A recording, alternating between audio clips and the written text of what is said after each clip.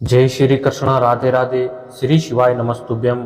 आप सभी का दिन शुभ हो। आज हम सुनेंगे ज्येष्ठ मास की कथा, जिस कथा को सुनने से व्यक्ति के समस्त पाप दूर होते हैं और जीवन के सभी कष्ट दूर हो जाते हैं। सबसे पहले हम भगवान के भक्त का एक प्रेरक प्रसंग सुनने जा रहे हैं, जिसको आप बड़े ही ध्यान से सुनिए और पूर्ण मन और विश्वास से सुनिए। बात छत्रपति शिवाजी महाराज के समय की है। मध्य प्रदेश के बालाघाट जिले में उज्जैनी के पास एक छोटे ग्राम में गणेश नाथ जी का जन्म हुआ। इनका कुल भगवान का भक्त था। माता पिता भगवान की पूजा करते और भगवान नाम का कीर्तन जाप किया करते थे। बचपन से ही गणेश नाथ में भक्ति के संस्कार भरे पड़े थे। माता उन्हें प्रोत्साहित करती और वे तुतलाते हुए भगवान का नाम लेकर नाचा करती थी। पिता ने भी उन्हें संसार के विषयों में लगने की शिक्षा देने के बदले भगवान का महात्म्य ही सुनाया था। धन्य है वे माता पिता जो अपने बालक को विष तुल्य विषय भोगों में नहीं लगाते, बल्कि उन्हें भगवान के पावन चरणों में लगने की प्रेरणा प्रदान करते हैं। माता पिता से गणेश नाथ ने भगवान नाम का कीर्तन और प्रेम वैराग्य का संस्कार पैतृक धन से प्राप्त किया। माता पिता गणेश नाथ की युवा अवस्था प्रारंभ होने से पहले ही परलोकवासी हो गए थे।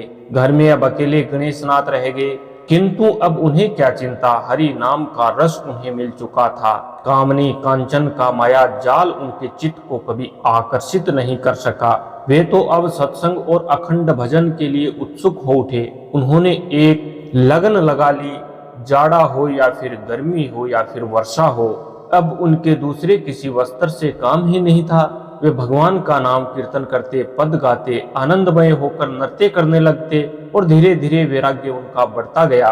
दिन भर जंगल में जाकर एकांत में उच्च स्वर से नाम कीर्तन करते और रात्रि को घर लौट आते। फिर रात को भगवान की कथाएं सुनते। कुछ समय बीतने पर यह गांव छोड़कर पंढरपुर चले आए और यहीं पर श्री कृष्ण जी के भजन करने लगे। एक बार छत्रपति शिवाजी महाराज पंढरपुर पधारे। पंढरपुर में उन दिनों अपने वैराग्य और सह कीर्तन प्रेम के कारण साधु गणेश नाथ प्रसिद्धि को प्राप्त कर चुके थे। शिवाजी महाराज इनके दर्शन करने गए और उस समय वे कीर्तन करते हुए नृत्य कर रहे थे।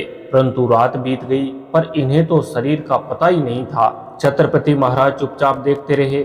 जब कीर्तन का समय हुआ तब शिवाजी ने इनके चरणों में मुकुट रखकर अपने खेमे में रात्रि विश्राम करने की इनसे प्रार्थना की। भक्त बड़े संकोच में पड़ गए। अनेक प्रकार से उन्होंने अस्वीकारना चाहा, परंतु शिवाजी महाराज आग्रह करते ही गए। अंत में उनकी प्रार्थना स्वीकार करके गणेश नाथ बहुत से कंकड़ चुनकर अपने वस्त्र में बांधने लगे। छत्रपति ने आश्चर्य से पूछा, इनका क्या होगा महाप्रभु? तब उन्होंने कहा कि यह भगवान का स्मरण दिलाएंगे।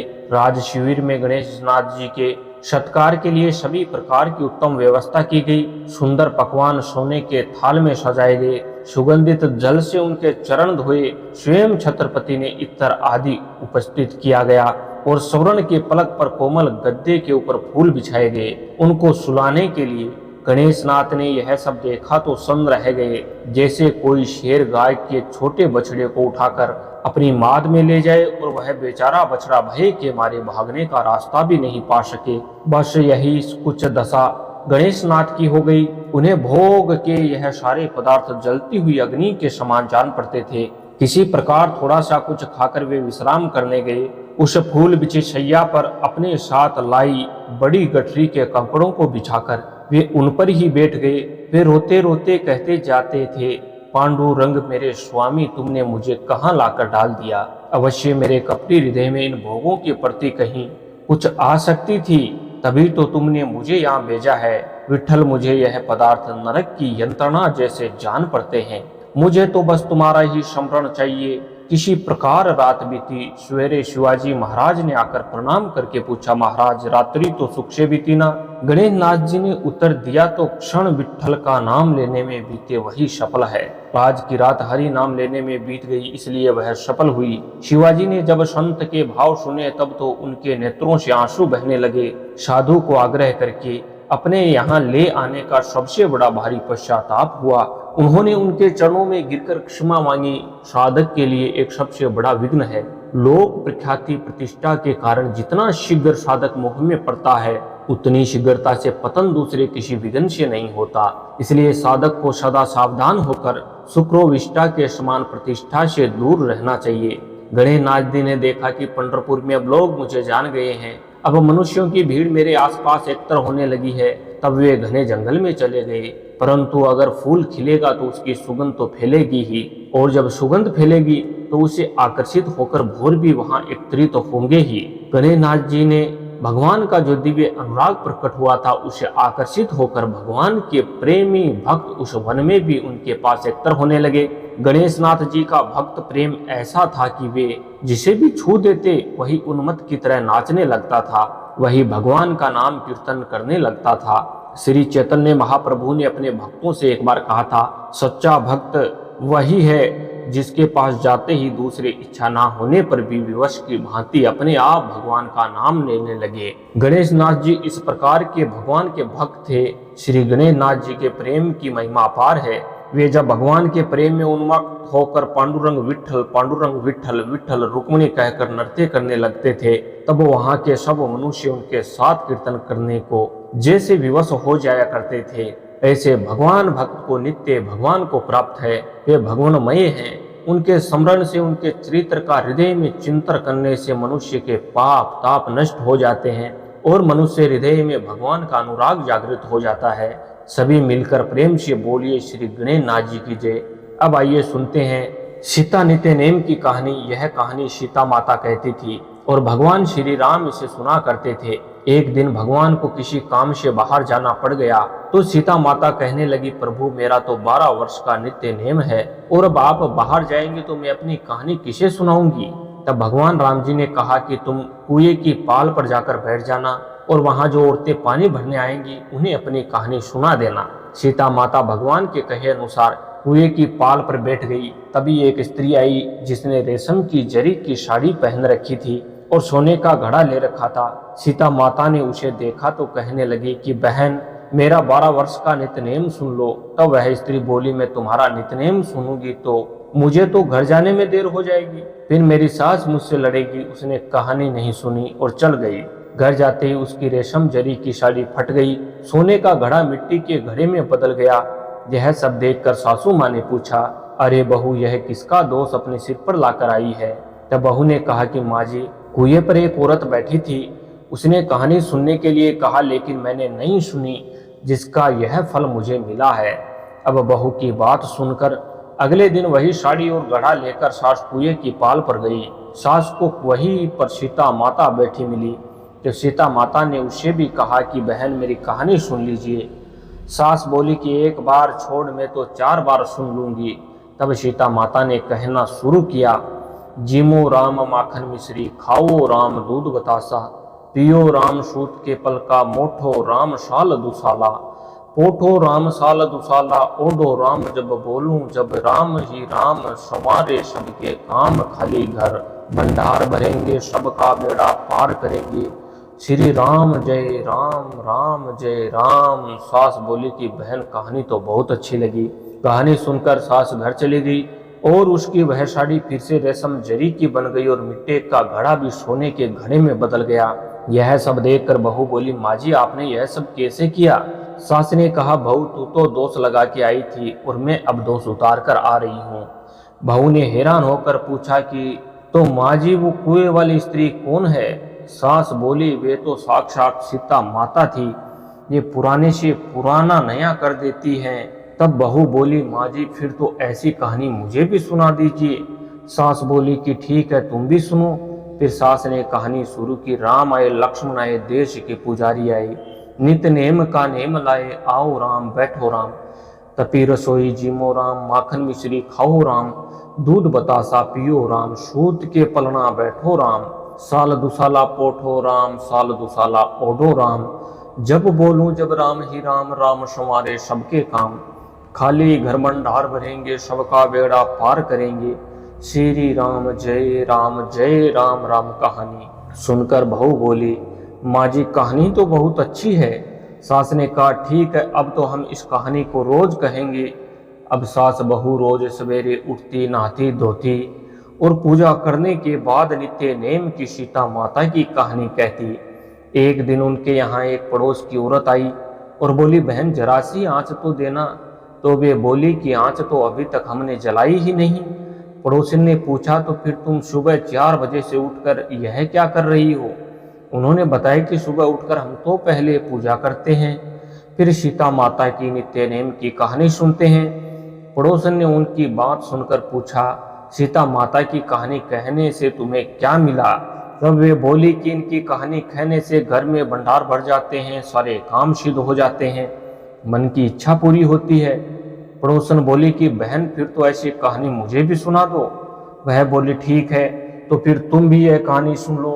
राम आए, लक्ष्मण आए, देश के पुजारी आए, नित्य नेम का नेम लाए आओ राम बैठो राम, तभी रसोई जीमो राम, माखन मिश्री खाओ राम, दूध बतासा पियो राम, सूत के पलना बैठो राम, साल दुसाला ओढ़ो राम, साल दुसाला ओढ़ो राम, जब मैं बोलूं जब मैं राम राम राम राम, सबके बेड़ा पार करेंगे श्री राम जय राम जय राम। सारी कहानी सुनने के बाद पड़ोसन कहने लगी, बहन कहानी तो मुझे बहुत अच्छी लगी।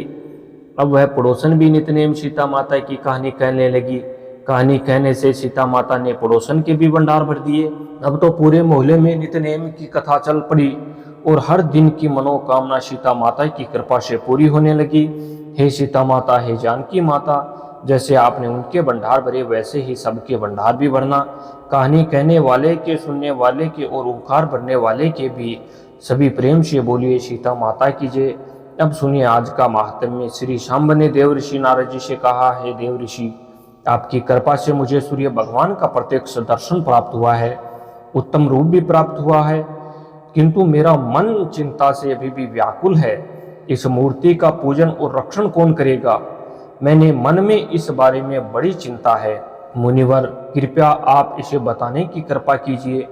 तब देव ऋषि नारद कहने लगे, इस कार्य को कोई भी ब्राह्मण स्वीकार नहीं करेगा, क्योंकि देव पूजा अर्थात देव धन से अपना निर्वाह करने वाले ब्राह्मण देवलोक कहे जाते हैं। जो लोग भूलवश देव धन और ब्राह्मण धन को ग्रहण करते हैं वे लोग नरक के भागी होते हैं।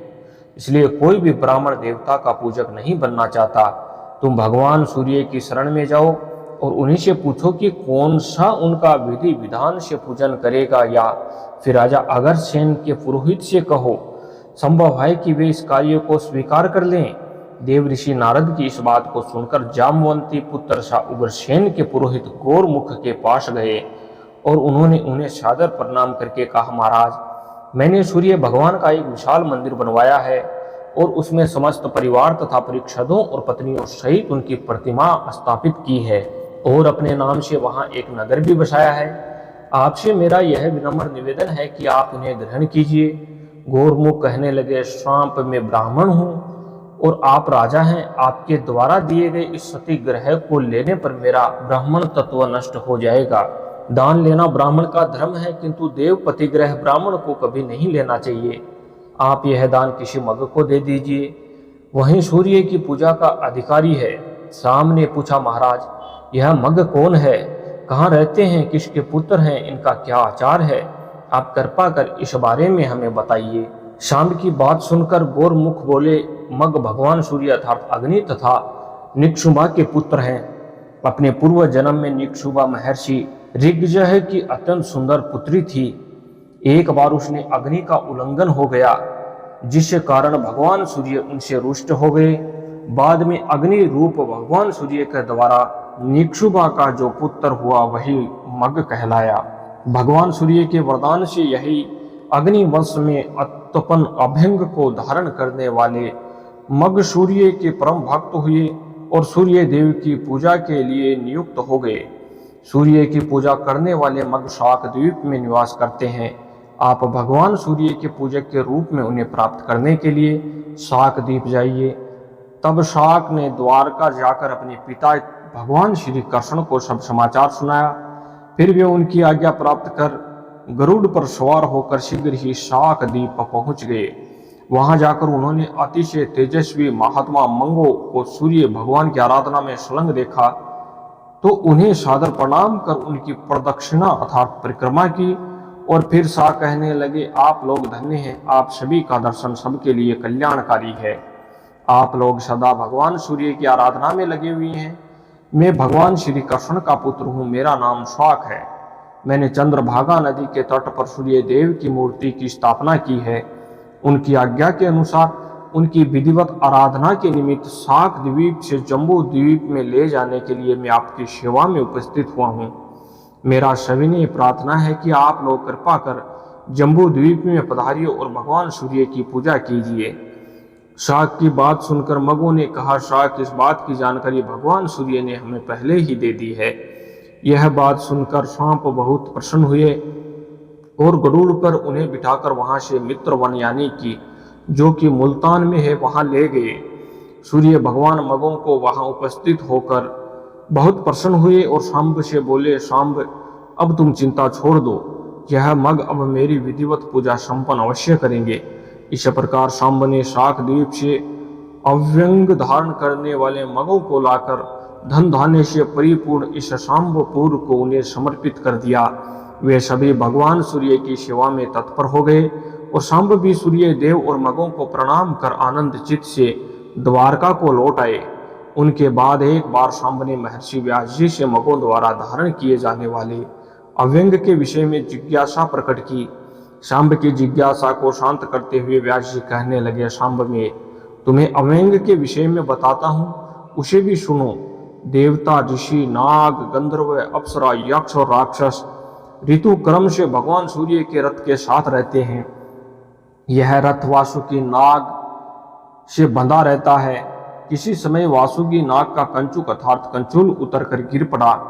नागराज वासुकी के शरीर से उत्पन्न उस कंचूल को भगवान सूर्य ने स्वर्ण और रत्नों से अलंकृत कर अपने मध्य भाग में धारण कर दिया। इसलिए भगवान सूर्य के भक्त अपने देव की प्रसन्नता के लिए अभ्यंग धारण करते हैं। उनके धारण करने से भोजक पवित्र हो जाते हैं और उस पर भगवान सूर्य का अनुग्रह भी होता है। इस अभ्यंग को सर्प केंचूल की तरह मध्य में पोला अर्थात खाली रखना चाहिए। यह एक ही रंग का होना चाहिए। कपास के सूत से बना अभ्यंग 20 अंगुल का उत्तम, 120 का मध्यम और 108 अंगुल का कनिष्ठ होता है, अतः इससे छोटा नहीं होना चाहिए। यज्ञोपवीत की तरह 8वें वर्ष में अभ्यंग धारण करना चाहिए। भोजकों के लिए यही मुख्य संस्कार है। इसके धारण करने से वे सभी क्रियाओं के अधिकारी हो जाते हैं। यह अव्यंग सर्वदेवमय, लोकमय और सर्वभूतमय है। इसके मूल में विष्णु, मध्य में ब्रह्मा और अंत में शशांक मौली भगवान शिव निवास करते हैं। इसी तरह ऋग्वेद, यजुर्वेद, सामवेद क्रमशः मूल, मध्य और अग्र भाग में रहते हैं। अथर्ववेद ग्रंथि में स्थित रहता है।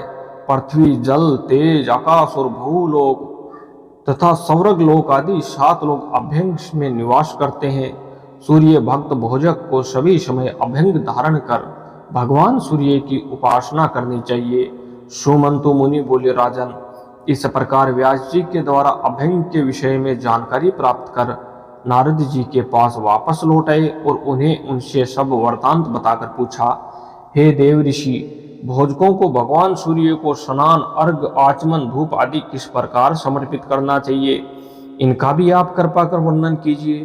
तो देव ऋषि नारद बोले, सांब, संक्षेप में वे वह विधि बता रहा हूँ, सावधान होकर सुनो। सबसे पहले शौच आदि से निवृत्त होकर आचमन पूर्वक नदी में, जलाशय आदि में स्नान करना चाहिए। फिर सवर्ण दान कर 3 बार आचमन करें। शुद्ध वस्त्र पहनकर पवित्रता धारण कर पूर्वाभिमुख या उत्तराभिमुख होकर आचमन करना चाहिए। फिर 2 बार मार्जन और 3 बार अभिक्षण करें। आचमन के बिना की गई क्रिया निष्फल होती है और इसके बिना पुरुष शुद्ध भी नहीं होता। वेद में कहा गया है कि देवता पवित्रता को ही चाहते हैं। आचमन करने के बाद मौन होकर दिवालय में जाना चाहिए। आसन पर बैठकर प्राणायाम कर सिर को कपड़े से ढक कर रखना चाहिए और विविध अर्घ पात्र को हाथ में उठाकर भगवान सूर्य का आह्वान करना चाहिए तथा दोनों जनों पर बैठकर भगवान सूर्य का अपने हृदय में ध्यान करते हुए इस मंत्र से अर्घ्य करना चाहिए, एम सूर्य सहस्त्रो तेजो राशि जगतपते अनुकंपाहि मेघ कर्ता ग्रहणाग्रम दिवाकर। इस प्रकार अर्घ्य देने के साथ ही तीनों काल स्नान कर जो भगवान सूर्य की आराधना करता है और धूप देता है वह अश्वमेघ यज्ञ का फल प्राप्त कर लेता है और उसे धन, पुत्र तथा आरोग्य की भी प्राप्ति होती है। और अंत में वह भगवान सूर्य में लीन हो जाता है। उत्तम पुरुषों के नाम मिलने पर पत्तों से भी पूजन कर सकते हैं, धूप ही दे या भक्ति पूर्वक जल ही सूर्य देव को अर्पित कर सकते हैं। अगर ऐसा भी ना हो सके तो केवल प्रणाम भी कर सकते हैं। प्रणाम करने भी असमर्थ हो तो फिर मानसिक पूजा कर सकते हैं। यह विधि द्रव्य के अभाव में करनी चाहिए। द्रव्य रहने पर अर्थात पूजन सामग्री रहने पर विधि पूर्वक सभी सामग्रियों से पूजन करना चाहिए। भक्ति पूर्वक सूर्य भगवान की पूजा देखने वालों को भी अश्वमेघ यज्ञ का फल प्राप्त होता है और सूर्यों की प्राप्ति होती है। धूप दान के समय सूर्य देव का दर्शन करने पर उत्तम गति प्राप्त होती है। सुमंतु मुनि कहने लगे, राजन, भगवान सूर्य की भक्ति पूजा और उनके लिए दान करना तथा हवन करना सभी के वश की बात तो नहीं है, और उनकी भक्ति और ज्ञान और उसका अभ्यास करना भी अत्यंत दुर्लभ है। फिर भी उनके पूजन स्मरण से इसे प्राप्त किया जा सकता है। सूर्य मंदिर में सूर्य की परिक्रमा करने से यह सदा संपन्न रहते हैं। सूर्य चक्र बनाकर पूजन और सूर्य नारायण का स्तोत्र पाठ करने वाला व्यक्ति इच्छित फल और पुण्य तथा विषयों का परित्याग कर भगवान सूर्य में अपने मन को लगा देने वाला मनुष्य निर्भीक होकर उनकी निश्चल भक्ति प्राप्त कर लेता है। राजा शतानिक ने पूछा, हे द्विश्रेष्ठ, मुझे भगवान सूर्य के पूजन की विधि सुनने की बड़ी ही अभिलाषा है। मैं आपके ही मुख से सुनना चाहता हूँ, कृपा कर मुझे सुनाइए। सूर्य की प्रतिमा स्थापित करने से कौन सा पुण्य और फल प्राप्त होता है तथा समार्जन करने और गंध आदि के लेपन से किन पुण्य फलों की प्राप्ति होती है।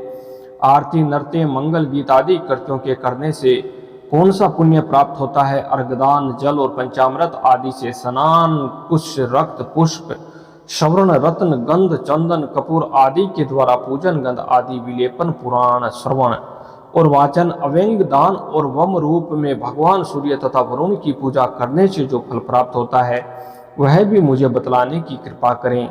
तब सुमंतु मुनि इस प्रकार कहने लगे, राजन, पहले आप भगवान सूर्य के महानीय तेज के विषय में सुनिए। कल्प के प्रारंभ में ब्रह्मादि देवगण अहंकार के वशीभूत हो गए। तम रूपी मोह ने उन्हें अपने वश में कर लिया। उसी समय उनके अहंकार को दूर करने के लिए एक महनीय तेज प्रकट हुआ, जिससे यह संपूर्ण विश्व व्याप्त हो गया। अंधकार नाशक तथा 100 योजन विस्तार युक्त वह तेज पुंज आकाश में भ्रमण कर रहा था। उसका प्रकाश पृथ्वी पर कमल की कर्णिका की भांति दिखाई दे रहा था। यह देख ब्रह्मादि देवगण परस्पर इस प्रकार विचार करने लगे कि हम लोगों का तथा संसार का कल्याण करने के लिए ही यह तेज प्रादुर्भूत अर्थात प्रकट हुआ है।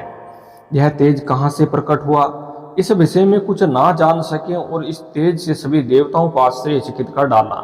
तेजाधिपति उन्हें दिखाई भी नहीं पड़े। तब ब्रह्मादि देवताओं ने उनसे पूछा, है देव, आप कौन हैं, कहाँ हैं, यह तेज की कैसी है। हम सभी लोग आपका दर्शन करना चाहते हैं। उनकी प्रार्थना से प्रसन्न होकर भगवान सूर्य नारायण अपने विराट रूप में प्रकट हो गए। उस महानी तेज स्वरूप भगवान भास्कर की देवग पृथक पृथक वंदना करने लगे।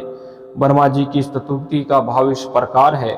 ब्रह्मा जी ने इस प्रकार स्तुति की, हे देव देवेश, आप सहस्त्रों किरणों से प्रकाशमान हैं।